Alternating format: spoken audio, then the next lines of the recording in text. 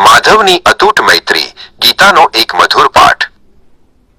ઘણા સમય પહેલા ભારતના એક સુંદર અને હરિયાળા ગામમાં માધવ નામનો એક નાનકડો છોકરો રહેતો હતો। તે 10 વર્ષનો હતો અને તેની આંખોમાં હંમેશા એક વિચિત્ર ચમક રહેતી હતી। તે ખૂબ જ જિજ્ઞાસુ હતો અને હંમેશા જીવનના રહસ્યો વિશે જાણવા માંગતો હતો। માધવ દરરોજ સવારે આત્માનંદ નામના એક વિદ્વાન ગુરુ પાસે શિક્ષણ લેવા જતો હતો। એક દિવસ ગુરુજીએ બાળકોને ભગવદ્ ગીતાનો એક ખૂબ જ સુંદર શ્લોક શીખવ્યો, અનન્ય ચેતાઃ સતતં યો માં સ્મરતિ નિત્યશઃ। ગુરુજીએ સમજાવ્યું કે જે લોકો ભગવાનને બીજું કંઈ પણ વિચાર્યા વગર સતત યાદ કરે છે, ભગવાન તેમના માટે ખૂબ જ સરળ બની જાય છે।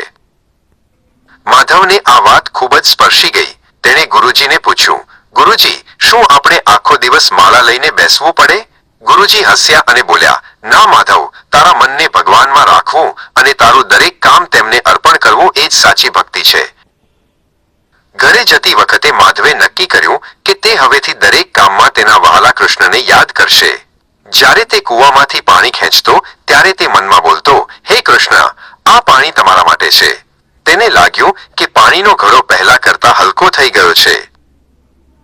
બપોરે જ્યારે માધવ ગાયો ચરાવવા જંગલમાં જતો ત્યારે તે વંશલોચન નામની ગાય સાથે વાતો કરતો। તે વિચારતો કે કૃષ્ણ પણ આવી જ રીતે ગાયો ચરાવતા હશે। તે ઝાડની છાયામાં બેસીને કૃષ્ણના નામની ધૂન ગણગણતો। સાંજે જ્યારે માધવ તેના મિત્રો સાથે રમતો ત્યારે તે ક્યારેય હારવાથી ડરતો નહીં। તે વિચારતો કે કૃષ્ણ તેની ટીમમાં છે। તેના મિત્ર દેવર્ષિએ પૂછ્યું, માધવ, તું કેમ આટલો ખુશ રહે છે? માધવે હસીને જવાબ આપ્યો, કારણ કે હું ક્યારેય એકલો નથી।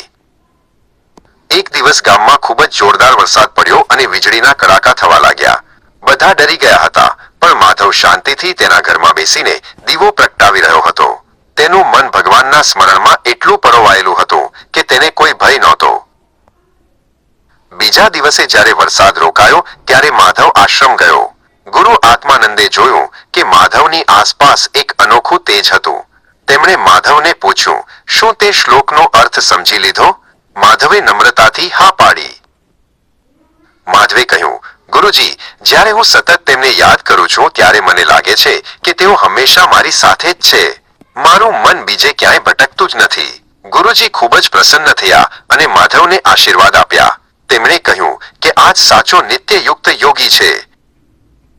માધવ સમજી ગયો હતો કે ભગવાનને મેળવવા માટે ક્યાંય દૂર જવાની જરૂર નથી। જો આપણે આપણા મનને અનન્ય એટલે કે એકાગ્ર કરીને તેમને સતત યાદ કરીએ તો તેઓ દરેક ક્ષણે આપણી પાસે જ હોય છે। ભગવાને વચન આપ્યું છે તેમ તેઓ આપણને સુલભ એટલે કે સરળતાથી મળી રહે છે।